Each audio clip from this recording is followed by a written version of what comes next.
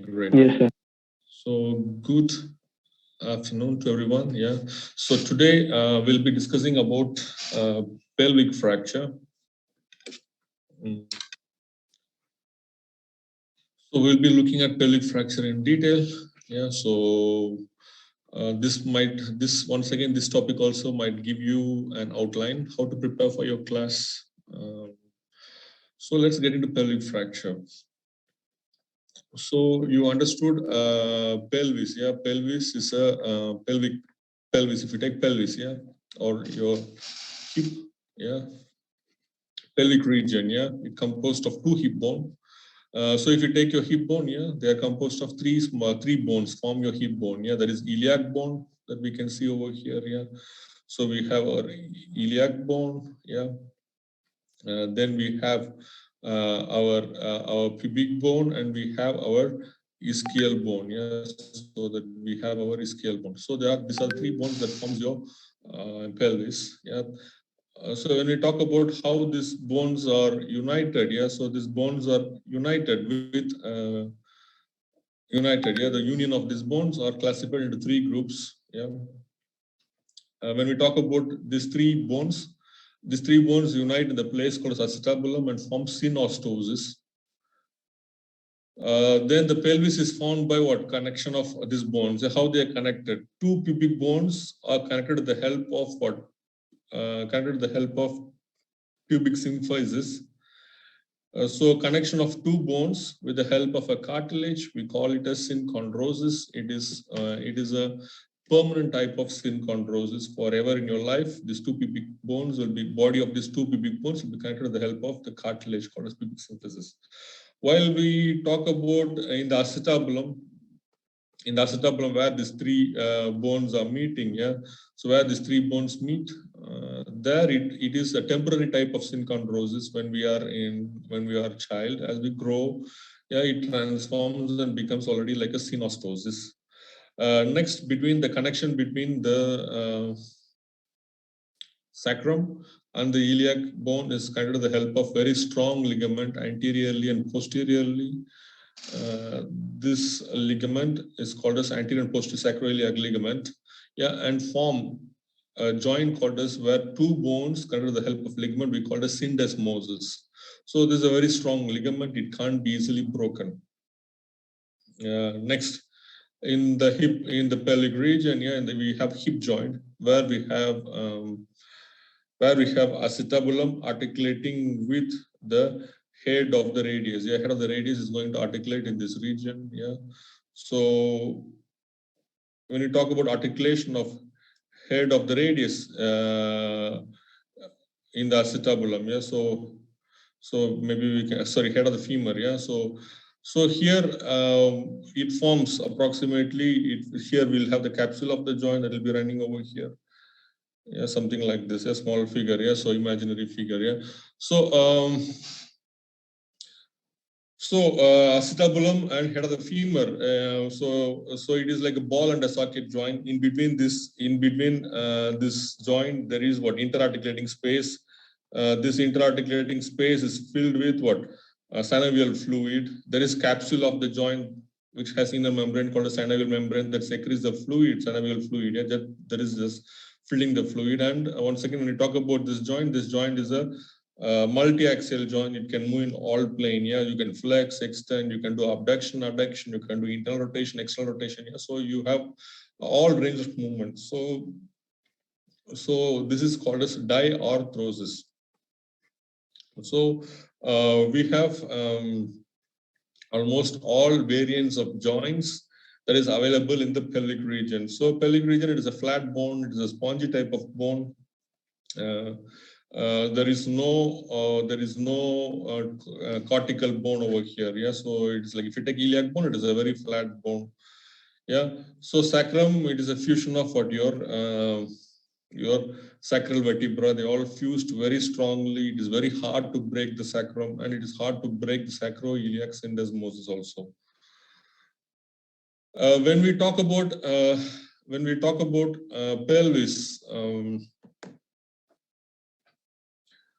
Injury of pelvis is also a frequent injury. Yeah, mostly the victims or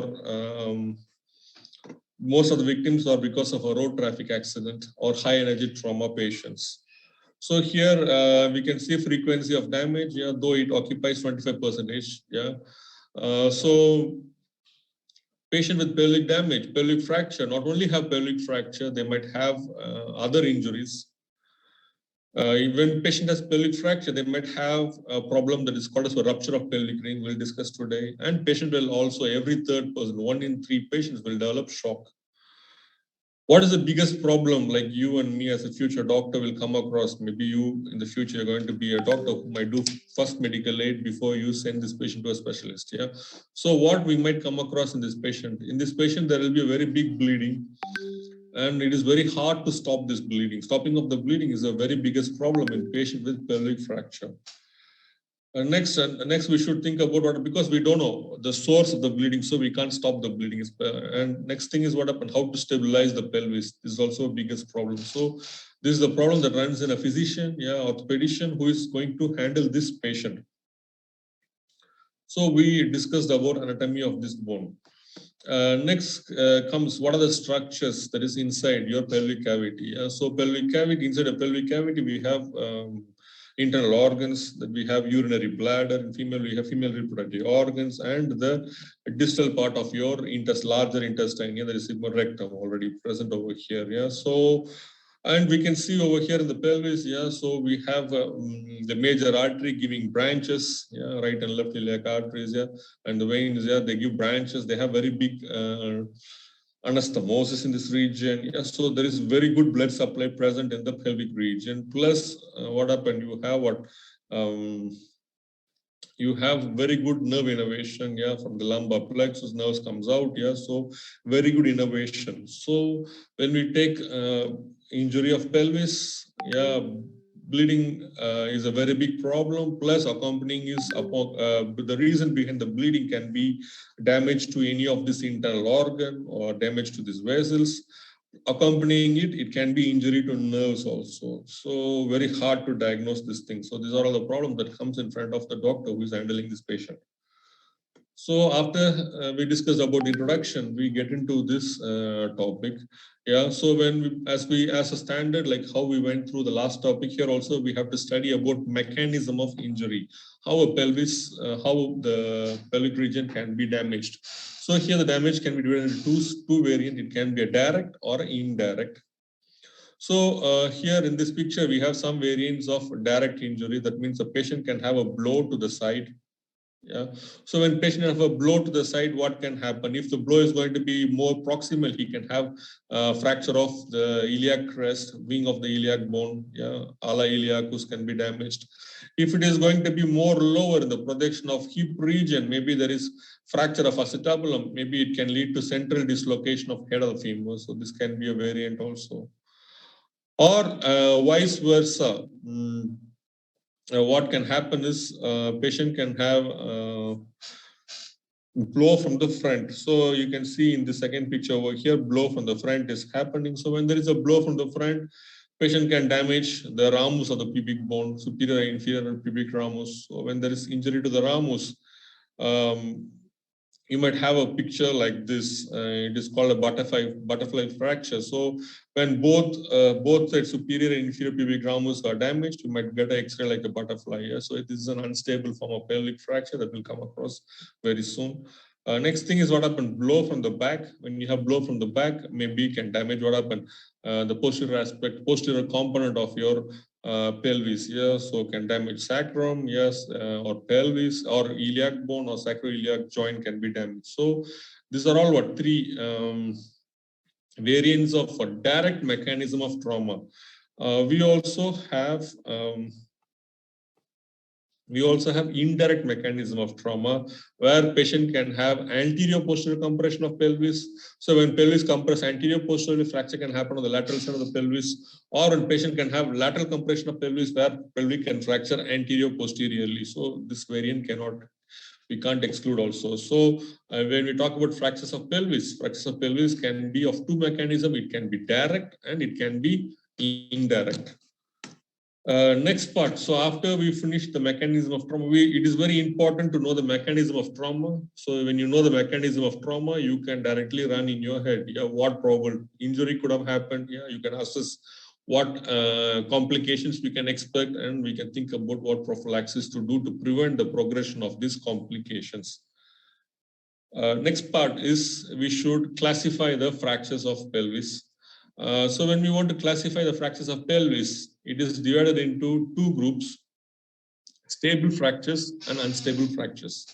The underlying mechanism to tell stable or unstable fracture is to assess your pelvic ring. So this is your pelvic ring. So fractures that does not affect the pelvic ring is called stable fracture. If fracture is going to affect your pelvic ring, it is going to be called as unstable fracture. So stable means no damage to pelvic ring. Unstable means there is damage to the pelvic ring. So simple as it is.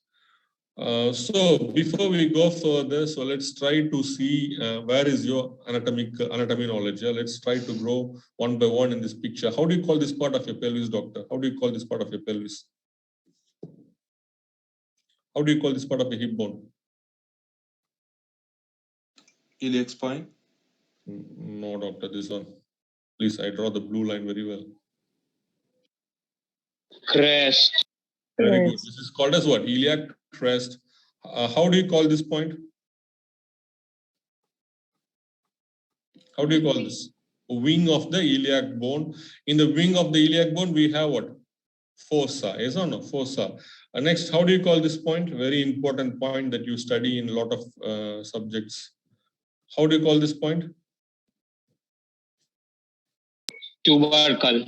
It is not tubercle. Yeah, it looks like tubercle, but it is called as, it has a name. How do you call this? Anterior superior spine. Very good. It is called anterior superior iliac spine. How do you call this? Anterior inferior.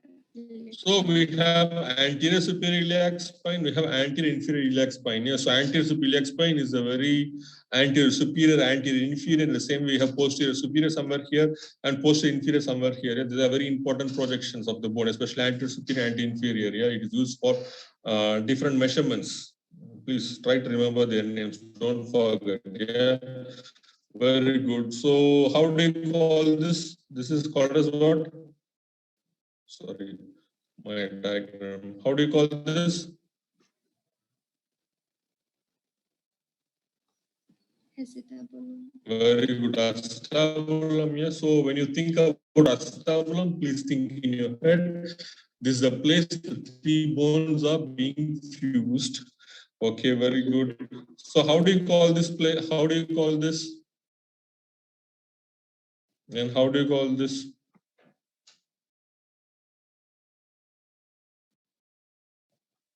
This and this, how do you call? This and this, how do you call?